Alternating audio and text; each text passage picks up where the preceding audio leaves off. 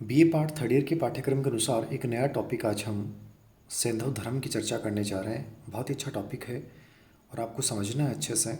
एक प्रश्न यहाँ से आता है। देखिए, सिंधु घाटी सभ्यता हमारी प्राचीन विश्व की भारत की प्राचीन सभ्यता मानी जाती है। क्यों नाम पड़ा, तो इसके पीछे जो कहानी है वो है कि सिंधु नदी की घाटी में होने के कारण और प्रथम उत्खनित और विकसित केंद्र हड़प्पा के नाम पे इसको हड़प्पा सभ्यता, सिंधु नदी किनारे होने के कारण सिंधु सभ्यता और आदि ऐतिहासिक कालीन होने के कारण इसे आदि ऐतिहासिक कालीन सभ्यता कहा जाता है। इसका विस्तार बलूचिस्तान, सिंध, हरियाणा, गुजरात, पंजाब, राजस्थान, पश्चिमी उत्तर प्रदेश आदि विस्तृत क्षेत्र में था। इस उत्खनन से ज्ञात होता है कि इन सभी क्षेत्रों में केंद्रीय खुदाई से समान सभ्यता के अवशेष मिलते हैं। अतः व्यापक भाग में उस समय हड़प्पा धर्म अवश्य पल्लवित रहा होगा। हड़प्पा धर्म का जो स्वरूप है उसके विषय में जो हमें जानकारी प्राप्त होती है, उसकी कुछ विशेषताएं जो हमें ज्ञात होती हैं वो क्या है। देखिए, इस सभ्यता में प्रकृति से चल के देवित्व की यात्रा धर्म ने तय की। यानी एक तरफ प्रकृति पूजा पे ध्यान था, वृक्ष पूजा का हमें उल्लेख मिलता है, तो दूसरी तरफ पशुपति शिव की मूर्ति भी मिलती है, नारी की देवी की मूर्ति मिलती है। तो प्रकृति से चल के देवत्व की जो यात्रा है वो यहाँ में दिखाई देती है। यहाँ देवता और दानव दोनों ही उपास्य थे, यानी केवल देवता नहीं दानव की भी उपासना की जाती थी, क्योंकि देव मूर्तियों के अतिरिक्त अनेक दानवीय स्वरूपों का यहाँ के ठीकड़ों या मोहरों पे आरेखन इस बात का परिचायक है कि वृक्ष से लड़ता हुआ शेर दानवीय भावना का उद्गार तो कहा जा सकता है। तो देव और दानव दोनों उपास्य थे। धर्म में अध्यात्म और कर्मकांड दोनों एक साथ उभरे हैं। यहाँ से प्राप्त दृढ़विहीन ध्यानावसित सन्यासी की आकृति तो दूसरी तरफ आध्यात्मिक चेतना को उजागर करती है, तो दूसरी तरफ देवी के सम्मुख पशु बलि के लिए बंधे बकरे की आकृति जो ठिकड़े पे अंकित है, कर्मकांड की गहनतम भावना का द्योतक है। तो दोनों चीज़ें हैं, याद रखना, कर्मकांड भी है और अध्यात्म भावना भी है। उपासना इसका एक व्यापक अंग रहा है। नृत्य, संगीत आदि के बीच देवी की पूजा को प्रदर्शित करने वाला ठिकड़ा भी यही व्यक्त करता है। कुछ ऐसे धर्मों की जानकारी यहाँ के ठिकड़ों यानी बर्तनों से मिलती है, जिनकी सूचना इस सभ्यता के पतन के लगभग 1000 वर्ष बाद हमें लिखित साहित्य प्रदान करते हैं, जैसे मातृ देवियों की उपासना। प्रतीकों को धर्म में स्थान प्राप्त हो चुका था। सूर्य की तरफ गोल रेखा उभारने वाली आकृति, स्वास्तिक आदि इस तथ्य के पोषक हैं। भले ही विष्णु की मूर्ति यहाँ नहीं मिली, पर वैष्णव धर्म के प्रतीक यहाँ विद्यमान थे। धार्मिक मान्यता और विश्वासों का युग था। यहाँ शिवलिंग के नीचे गड़े ताबीजों की तरह के पत्थर के टुकड़े मिले हैं, जिसके किनारे पे छिद्र बने हैं। संभवतः शिव के द्वारा अभिमंत्रित करने के लिए लिंग के नीचे गाड़े गए होंगे। अन्य कुछ ठिकानों में मानव देवताओं के साथ नृत्य, संगीत या धार्मिक उत्सवों को मना रहे हैं। मंत्र तंत्र में इनका विश्वास रहा होगा। मुहरों पे बने चिन्हों के ऊपर कुछ अपठनीय लिपि में लिखा है। इसमें कोई चित्रांकित लिपि कहता है तो कोई इसे मात्र रेखा समूह मानता है, पर निश्चित रूप से कोई मंत्र रहे होंगे। कुछ मुहरों पे तो विचित्र रेखाएं बनाई गई हैं, मानो आज के जंतर तंत्र हों। लोक धर्म का यहाँ चलन था। कुछ मोहरों पे घेरों के भीतर वृक्ष में कुछ फण निकलते नाग की आकृति, ये लोक जीवन की, धार्मिक जीवन की परंपराओं को व्यक्त करता है। तो ये तो यहाँ की हमने एक मुख्य रूप से चर्चा की है कि यहाँ के धार्मिक जीवन की प्रमुख विशेषताएं क्या थी।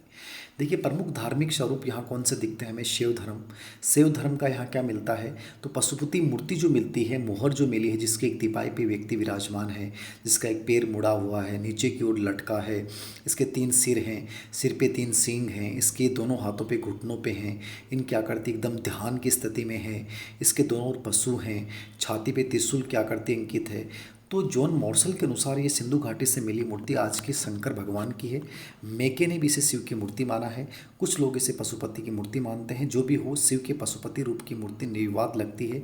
इसके 3 सिर शिव के त्रिनेत्र के उद्योतक हैं तथा 3 सींग शिव के त्रिशूल के प्रतीक स्वरूप हैं। तो ये शिव धर्म में अपने यहाँ पशुपति मूर्ति की प्राप्त करते हैं। नर्तक शिव की मूर्ति प्राप्त हुई है कि 2 कमंद प्रस्तर मूर्तियाँ, पत्थर की मूर्तियाँ जो पैरों की भाव भंगिमा के कारण नृत्य की स्थिति का बोध कराती हैं, नर्तक शिव की मानी जाती हैं। कुछ इतिहासकारों ने नृत्य मुद्रा में ऊर्ध्व लिंगी होने का अनुमान लगाया है। योगी शिव, यहाँ के एक मोहर पे योग मुद्रा में ध्यान की स्थिति में बैठे शिव की आकृति का अंकन है। इसके सामने 2 तथा दोनों बगल में बैठी एक सर्प की आकृति बनी है। वनचारी शिव कि शिव भगवान का वन के ऊपर में निवास करते हुए जैसे तीर धनुष चलाते हुए आकृति मिली है, इसे शिव का वनचारी रूप माना जाता है। लिंग पूजा के यहाँ साक्ष्य मिले हैं। बड़े तथा छोटे लिंग बड़े मात्रा में यहाँ प्राप्त हुए हैं और उन प्रत्येक लिंग के ऊपर कुछ लिंगों पे धागे छेद है, जिसमें धागे में पिरोकर गले में पहनने के भी संकेत मिले हैं। बड़े लिंग चूना पत्थर और छोटे घोंगे के बने हैं। इनकी पूजा विभिन्न समुदायों द्वारा विभिन्न प्रकार से करने का अनुमान लगाया जा सकता है। इस प्रकार विविध प्रकार की शिव मूर्तियों की प्राप्ति के आधार पर अनुमान लगाया जा सकता है कि शिव आर्यों से पूर्व भारत के मूल निवासियों, जंगल कबीरों तथा आर्यतर जातियों के देवता प्रारंभ में रहे हैं। इन्हीं से इनका रंग काला था, जबकि आर्यवर्ण गौर वर्ण के थे। मतलब आदिवासी जंगली लोगों में रहने के कारण एक धारणा मानी गई है। अगर ये आर्यों के देवता रहे होते तो इनका रंग गोरा वर्णित होता। हम इससे ज़्यादा सहमत नहीं, इतना इंपॉर्टेंट नहीं है। शिव को उत्पादन के देवता के रूप में पूजा जाता था। शिव के साथ सांड का साचरी उस काल में उत्पादक देवता होने का बात संकेत है। आज भी कृषि में उत्पादन के लिए सांड और बैलों का प्रयोग किया जाता है। शिवलिंगों का यहाँ मिलना डॉक्टर डी डी कोसाम्बी के अनुसार उत्पादन का उद्घोतक है। प्राचीन भारत में शिव पूजा का श्री गणेश हड़प्पा निवासियों के समय से माना जाता है। शिव के विविध रूप मानव आकृति, लिंगायत, पशुपति आदि इस समय से प्रचलन में आ चुके थे। यहीं से पीछे चलकर हिंदू शैव परिवार में अलग अलग धार्मिक संप्रदाय के रूप में प्रमुख स्थान ग्रहण कर लिए। योग मुद्रा की शिव मूर्तियों से स्पष्ट है कि योग क्रिया का विकास भी शिव के साथ जुड़ा हुआ है। ये मान्यता है कि उनकी योग साधना अनादिकाल से चली आ रही है। योग की विधि का बहुत कुछ ज्ञान यहाँ से उनके प्राप्त विभिन्न योग मुद्राओं की मूर्तियों से परिलक्षित होता है। इसी से चल के आगे पशुपति योग का विकास हुआ। यहाँ से प्राप्त सन्यासी की दृढ़ मूर्ति, जिसकी आंखें अर्ध निमीलित हैं, मतलब झुकी हुई, ध्यान केंद्रित हैं, उनकी आंखें नासिका पे टिकी हुई है, आदि विशेषता से योग साधना का पहला आधार बना होगा। यही योग का पहला चरण है। अतः योग का प्रारंभ भी शैव धर्म की देन रहा होगा। शंकर का नाम पुरानी काल में भूतनाथ प्रसिद्ध हुआ, पर भूत प्रेतों के प्रति लोगों का विश्वास सिंधु घाटी सभ्यता से उभर चुका था और ये संभव है कि शंकर उनके स्वामी रहे हों, तभी शुभ अशुभ प्रभावों की मान्यताएं थीं। इनसे बचने के लिए योनि पूजा सिंधु घाटी सभ्यता में प्रचलित थी। कुछ विशिष्ट बीमारियों का संकेत यहाँ से उपचारात्मक सामग्रियों से प्राप्त होता है, जैसे 12 सिंगे की सिंह का भस्म आदि से छुटकारा पाने के लिए छोटे लिंगों को यौन के साथ ताबीज की तरह गले में धारण करना। इससे सिंधु घाटी सभ्यता में बहुत से ऐसे योनि युक्त शिवलिंग की तरह के कोणाकार पत्थर की आकृतियां मिली हैं, जिनके ऊपर संभवतः धागा पिरोने के लिए छिद्र बने हैं।